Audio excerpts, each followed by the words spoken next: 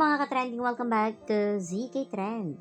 Looking fresh and blooming nang dumating nga sa BGC si Donnie para sa event na kasama ang Habayanas.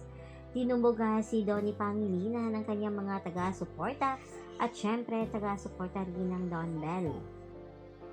Pangalawang event na ito ni Donnie kasamang Habayanas at noong nakarang taon nga ay talaga namang maraming kinilig ng maispatan nga ang gamit pala na tsinelas ni Bell noong nagpasa LU pa sila ay kay Donnie. Patatandaan nga na may larawan nga si Donnie na hawak ang kulay blue at black na tsinelas at talaga namang ito ang literal na what is mine is yours and what is yours is mine. Sandali lamang si Donnie sa naturang event dahil birthday na ang kanyang papa na si Sir Anthony Pangilinan at para na rin sa short bonding ng kanilang pamilya dahil bukas nga nasa Macau si Donnie para sa event nga ng NBA Celebrity Games. Kaya naman ating susuportahan yan.